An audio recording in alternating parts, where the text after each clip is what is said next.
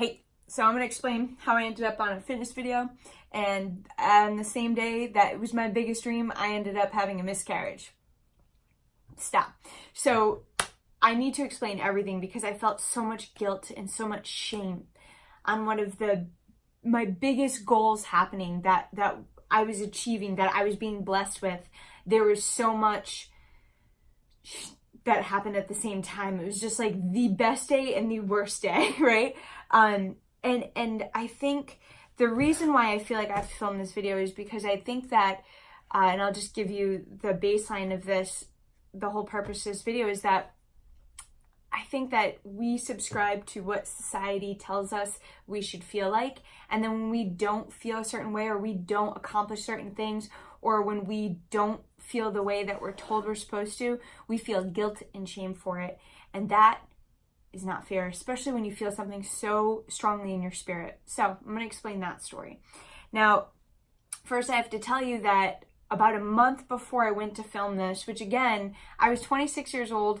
I mean, I lost over 70 pounds with these workouts. So this is why it was my biggest dream, because what had motivated, not just motivated, but what had truly changed my life, I wanted to also do, right? Not just for someone else, but I wanted to be a part of that. I wanted to feel that and know what these people that I follow, these fitness videos, like how did it feel to be behind the camera? Because it was so much my life. Like it was such a huge turning point in my life. So this was a huge goal of mine for like 6, 7, 8 years, almost, well, like 7, 8 years, and it was happening, right? And this is how it happened, and why I felt shame and guilt, and why I'm so thankful for that day, and why I no longer feel shame or guilt. Now again, so about a month beforehand, I had asked my husband, I'd been married for over 3 years, 3.5 years, and I had asked him for a divorce, or at least a separation, and he would not grant that to me. I had a dream about 3 weeks beforehand that basically, and I'll film a different video for that dream because that's a long story. It was super intense, but it was me giving up my life because I didn't want to inconvenience someone else. And that's where I was okay in this dream to just lay down and die, because I didn't want someone to feel uncomfortable, which we know is of no service to anyone else. Like, we have to be okay and uncomfortable. Anyways, I won't preach about that. But my dog's yipping in the background. So I, after that, go to this fitness class. Now, you know, if fitness instructors who are watching this, or if you've ever taken a fitness class, you know that these people have to be upbeat and bubbly, and you don't bring in your crap to a class like with you. You have to now provide someone a service. And I was promoting one of my trainings, which was for these workouts, and I was holding an instructor training, and I held up a DVD. It was a CD, DVD, and like choreography notes, and I said, come take my training. I am going to be, because I truly believe that you need to manifest, preach, say it out loud. You need to proclaim what it is that you want out of life, and then like hold yourself accountable to it. And if it lines up with what God wants you to do, like, or has for you, right?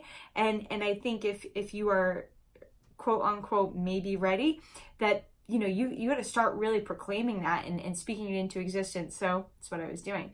And I held up the DVD and I said, I'm going to be on the cover of this. I'm going to go as far as, I'm not just going to be in the video, I want to be on the cover. Now I was like, I am getting ballsy at this point. But I have a great class full of energy. I had a bunch of friends there. And at the end of class, someone comes up to me. I assumed that she was going to ask me about the training. And instead, she asked me to pray with her. And I was like, well, that's bold, because this was just at like a random YMCA. Like it wasn't like at a church. And I was like, what's going on? She said, I don't know if you're a Christian. And so we talk, and she's telling me about how she's going through the hardest time in her life. And I thought, wow, this is such a blessing, because I know I'm not alone, because I was going through such a hard time and she was going through something worse. Basically is what it comes down to. Now, I've never met this woman, and to be quite honest, I never saw her again. So if you are this woman, I hope you remember this day. It was at the Barrington YMCA. And I can't remember the class that it is that I taught, because I taught so many at the time. But so she leaves, I go to gather my stuff, I grab my phone, and I was really like starving. I just remember being like, oh, I stayed late, I'm so glad I did though, because I get to pray with her. And I look at my phone, and it is the owner, Chalene Johnson of Powder Blue Productions, who was my boss at the time, who's the woman that led the workouts that helped me to lose over 70 pounds, right? she was the one I wanted to be in a fitness video with, to lead this, and this is where it's her house, her garage, where these videos used to be filmed. She swear to God this happens, right? And I have the timestamps to prove it. I also have the people in the class that I'm still friends with, thank God, to back me up. But she text messages me and says, hey, listen, I hear you want to be in a fitness video. Are you free? And it was like about 10 days. It was a week and a half to come to California, Orange County, California. And I'm over in Rhode Island. And she says, are you free to come over and film some videos? I'm going to need you here for like 6 days. I, no word of a lie, fall to my knees crying with like such extreme gratitude, because I thought, God, like, not that I'm just going through a hard time, but I felt like awful at 26 years old that I wanted to divorce my husband, and he wasn't beating me. It was not a good marriage. It was not a good life, but like I thought, oh my God, like these are my dreams. I literally just said it. Like there's no way someone in class texted her, because no one has her number. She's a fitness celebrity. Like, and I was playing music off my phone. So like, it was just like crazy. I thought, oh my God, like, and you know, you can take whatever it is. People are like, well, that's a coincidence. Well, I don't believe in coincidences like that. Come on. So I'm like, yeah, I'll be there. I'll be there now. Do you want me to fly now? Like, I was like, what do you want from me? And I knew that I had to go home and tell my husband that I am going to spend money, which we did not have. And I'm going to fly across the country to not get paid to film a fitness video, because this is my biggest dream. And he was already not supportive. So if I can stop anyone, if we had to stop the video right now before I tell you the rest of the story, and if I can just say, listen, just because someone doesn't support you doesn't mean that you shouldn't do it. Just because all the money doesn't line up or the numbers don't line up doesn't mean you shouldn't do it, right? Just because you don't think you deserve something doesn't mean that's true. Just because, God, like there's, you have so much, life has so much potential. Anyways, okay, I'm gonna keep going. All right, so that happens. Again, like there's a lot of stuff going on, and I was like, all right, here we go. So I fly out to California. Ironically, I don't find out till about 2 months, not even, about a month and a half. It was after Christmas I found out that I was actually on the cover of this, which was like so God sent, because at that point, 2 months later, I had fled my house. I was living out of my car. I was not talking to my, at the time, husband. And I get this in the mail, because I would go back to my house and pick up the mail, and I get this in my cover. Like, people are tagging me. They're like, Shana, you made the cover. And again, like, it just keeps, it was just like mercy and grace, you know? Well, I feel like I'm doing the worst thing ever. So I'm filming that day, and little that do I know, I don't know what's happening. I'm like stressed, because you're like, I have to look good, my hair and my makeup have to be good, and I have to smile the whole time while I'm dying inside, and I'm exercising, and I filmed this like hip hop video, and I'm like hip hop, but it was a fitness video for instructors, and I'm like, why is this killing me? Like, I have good cardio, okay? But like, I was just like so sick, like, and I felt so fatigued. I go home, and I'm not going to get into the graphic details of this, but come to find out, I had a miscarriage that day. So I was like, oh my God.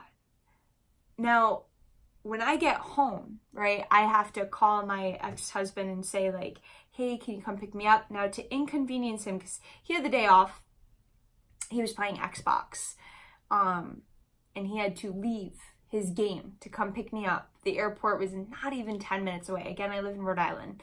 So I remember him picking me up, and he's pissed and saying like, did you spend money on our debit card? Now, I worked 5 jobs at the time, so I had extra money. And I'm like, what do you mean? I was like, yeah, I put gas in the car. He's like, we don't have money for that just because you want to go off to California. And I remember him yelling at me, never once saying like, hey, welcome back. It was more just like, I had to stop my Xbox game for this. Like, my biggest dreams were just fulfilled, and he didn't ask me how the trip was, nothing. And I just remember him picking me up and me being like, I should have like called a taxi.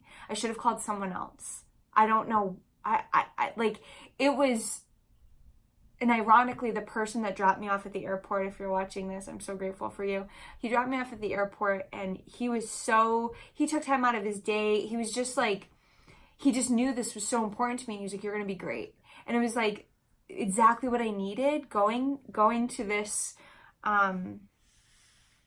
fitness shoot, or whatever you want to call it, this video filming, and coming home, I was like, oh my God, this person who drops me off, I didn't even know for, like, I only knew for like a couple months, and like so awesome to just help me. And my husband, who I had been with for like 9 years, nothing, like, or at the time I think it was like 7 years, I don't even remember, 8 years, I don't know, but like he couldn't have been more inconvenienced and hated me at the time, you know? So I end up finding out that I have a miscarriage. He doesn't believe me, and everyone that I turn to in my life for counsel, like seeking counsel, spiritual help, is basically telling me, like, and I was like, thank God I'm not having a child with this man. That was my first thought. I was like, I don't want to have a baby with him. Nothing. I mean, and everyone's like, you're in shock. I was like, I'm not in shock. I'm telling you exactly. I know exactly how I feel.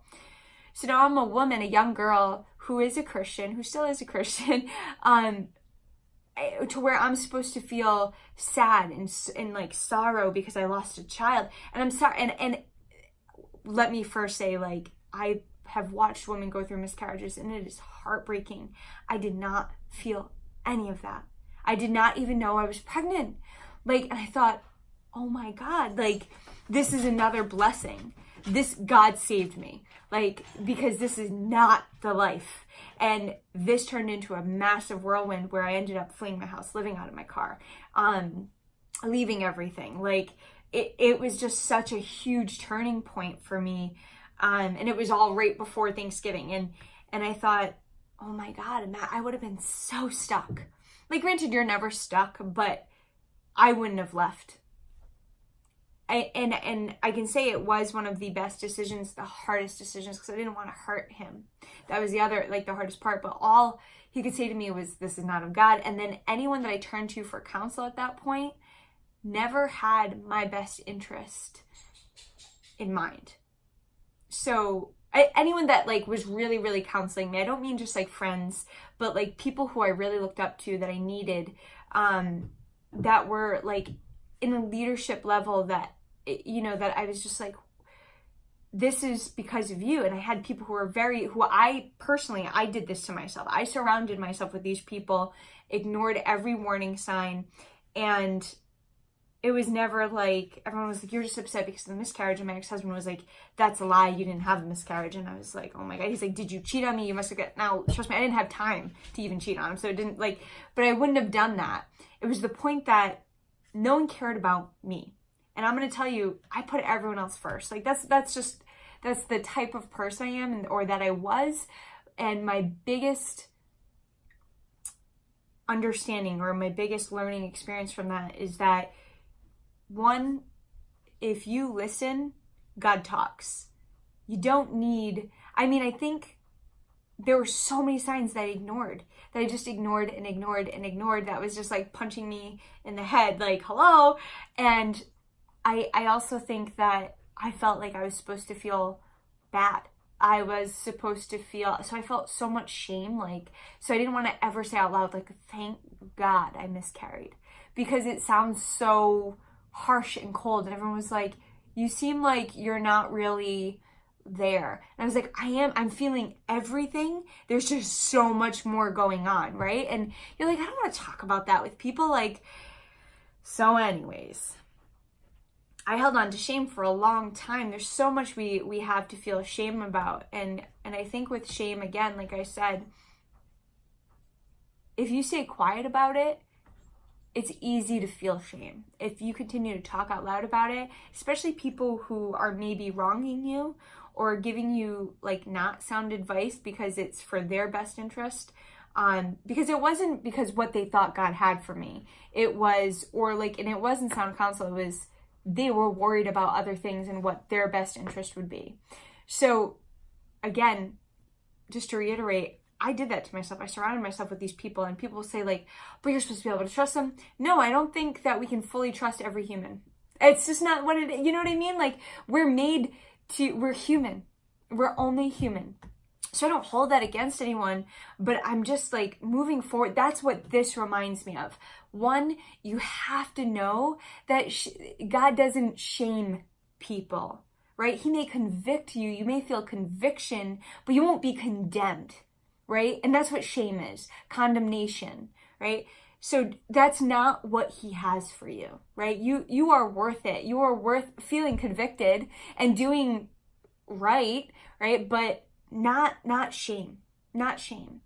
Now, number 2, if you are not continuously pouring into yourself, you cannot pour into others. So to put someone else first before yourself is stupid. Now, I know moms, spouse, right? Like, you want to put work, you want to put your kids first, you want to put your spouse first, because you're like, oh, if you are not taking care of yourself, you are good to no one, right? It's like faith good for nothing. It's work good for nothing, okay? So you have to be able to take care of yourself, especially here and here. Like, you got to make these line up so you can hear what's really going on. Okay, so huge learning lesson. Number 3, if you're quiet about this shit, you will forever be silenced, right? That's why I'm filming this video. That's why I'm telling this story. Not to tell you that I made it on a fitness video. I can honestly say and people will always ask me, like, how was it? Oh my God, I did it. That's great. I never want to do it again. It was like the hardest work of my life. I'm like, I have to look good and smile and exercise and like remember things. I'm good. It was a good experience. It was an amazing experience. I'm so grateful for it. Before God listens and he hears you. He is so faithful. He's so faithful, and he never leaves you. I was at this huge turning point in my life.